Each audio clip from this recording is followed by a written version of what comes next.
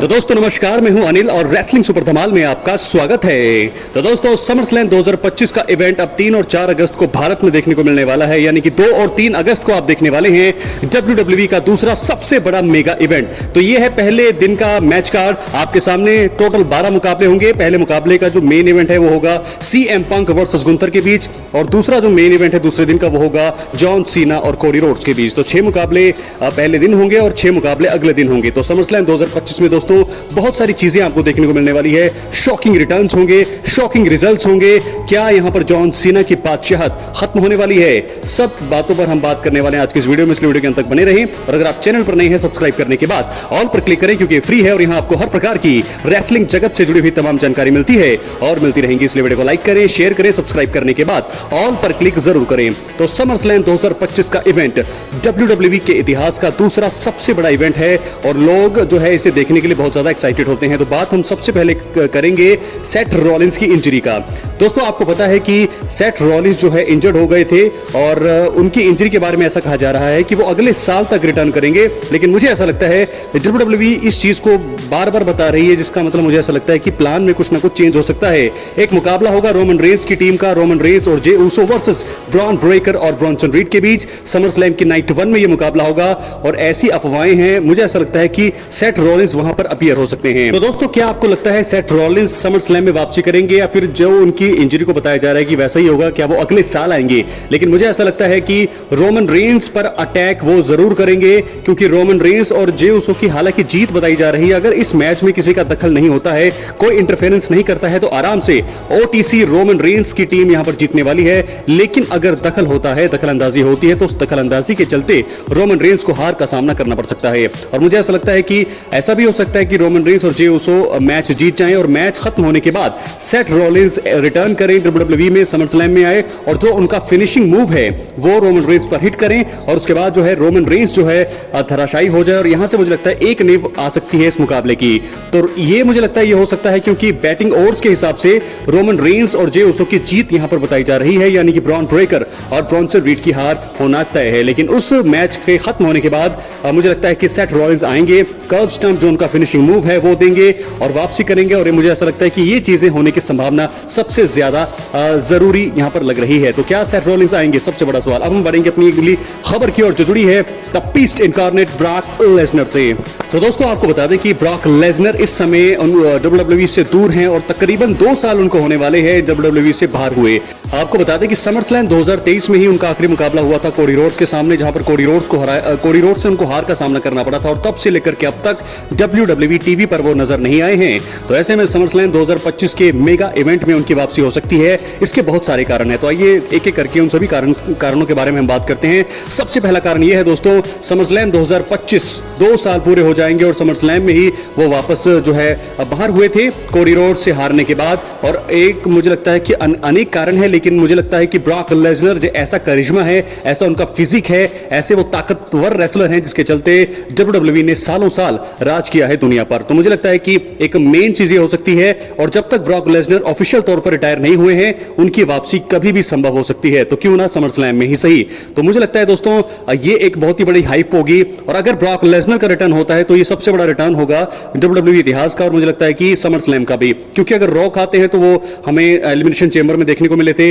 अगर Seth Rollins आते हैं तो उनका भी पता है कि वो अभी एक्टिव ही हैं, और कोई भी आता है तो वो सभी एक्टिव ही रहे हैं। लेकिन ब्रॉक लेसनर को तकरीबन 2 साल हो गए हैं और समरस्लैम में 2 साल हो जाएंगे, तो ऐसे में वो आ सकते हैं। अब ऐसे में सवाल उठता यह है कि ब्रॉक लेसनर अगर वापस आते हैं तो वो कहां पर आएंगे? तो मैं आपको उन 2 सुपरस्टार्स के बारे में बताना चाहता हूं कि 2 सुपरस्टार्स वो कौन से हो सकते हैं जहां पर ब्रॉक लेसनर आकर के उनको कन्फ्रंट कर सकते हैं, उन पर अटैक कर सकते हैं। तो चलिए दोस्तों वीडियो के अंत तक बने रहें, और अगर आप चैनल पर नए हैं, सब्सक्राइब करने के बाद ऑल पर क्लिक जरूर करें, चैनल पर एक्टिव रहें, क्योंकि समरस्लैम 2025 के बारे में मैं पहले ही आपको बता चुका हूं। संडे और सोमवार आप इसको सुबह 3:30 बजे देख सकते हैं, अगर आपको जल्दी ये मुकाबला देखना है, ये प्रीमियम लाइव इवेंट देखना है। और ऐसे में संडे सुबह और सोमवार सुबह को ये इवेंट जो है आने वाला है लाइव भारत में, नेटफ्लिक्स पर आप इसको लाइव देख सकते हैं। और ऐसे में अगर WWE चाहे तो लाइव स्ट्रीमिंग आप देख सकते हैं उनके YouTube चैनल पर भी।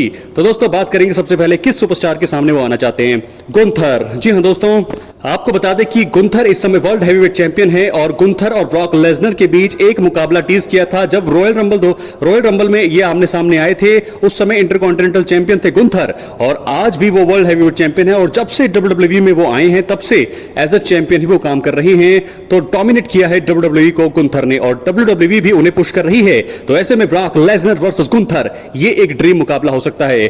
तो नाइट 1 का मेन इवेंट हो सकता है होगा गुंथर और सीएम पंक के बीच। वहां पर मुझे ऐसा लगता है कि वर्ल्ड हैवीवेट चैंपियनशिप रिटेन करेंगे गुंथर और उस मुकाबले के खत्म होने के बाद द पीस ब्रॉक लेसनर का म्यूजिक वहां पर हिट होगा और लोग जितने भी सीटों पे बैठे होंगे सभी उड़ जाएंगे। क्राउड जो है पूरी तरीके से पॉप होगा।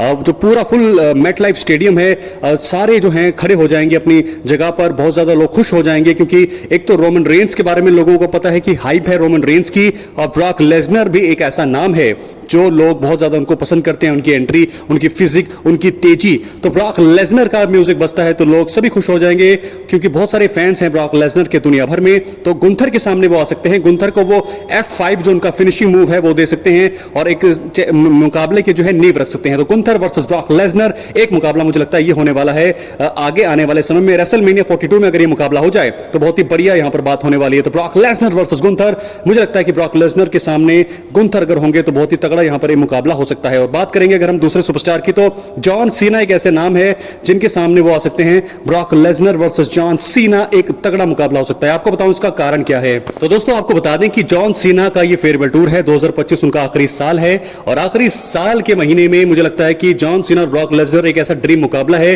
जिसको लोग देखना चाहते हैं। The beast Brock Lesnar versus John Cena एक ऐसा मुकाबला आखिरी बार हम सब देखना चाहेंगे। तो ऐसे में मुझे लगता है कि अगर डब्ल्यूडब्ल्यूई को ये मुकाबला कराना है क्योंकि आखिरी साल है, 3 से 4 महीने बचे हैं जॉन सीना के करियर के, उसके बाद वो हमेशा हमेशा के लिए डब्ल्यूडब्ल्यूई को अलविदा कहेंगे। तो ऐसे में एक आखिरी बार Brock Lesnar versus John Cena ये मुकाबला हम सभी देखना चाहते हैं रेसलमेनिया 42 में। तो यहां पर भी मुझे लगता है कि जॉन सीना और कोडी रोड्स के बीच जब मुकाबला खत्म होगा उस मुकाबले में चाहे जॉन सीना जीते या कोडी रोड्स जीते, जब भी ये मुकाबला खत्म होगा तो ब्रॉक लेसनर वहां पर आ सकते हैं, जॉन सीना को कन्फ्रंट करेंगे, F5 देकर के मुकाबले की नींव रखेंगे।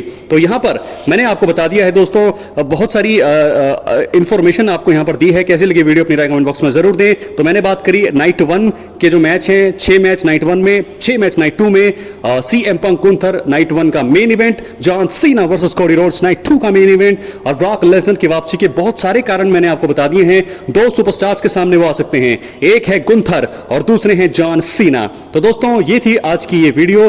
आई होप आपको ये वीडियो काफी ज्यादा पसंद आई होगी। अगर आपको ये वीडियो पसंद आए, इंफॉर्मेशन अगर आपको वैल्यूएबल लगी हो तो एक्टिव रहें, सब्सक्राइब करें। लाइक करने के बाद मैं आपको बता दूं कि तमाम जितनी भी जानकारियां हैं आपको यहां पर मिलती रहेंगी। इसलिए वीडियो को लाइक करें, शेयर करें, सब्सक्राइब करें। दोस्तों बहुत बहुत धन्यवाद, आप यहां तक बने रहिए, एक्टिव रहे चैनल पर, आपको तमाम वीडियोस जो है रिलेटेड मिलती रहेंगी। बहुत बहुत धन्यवाद।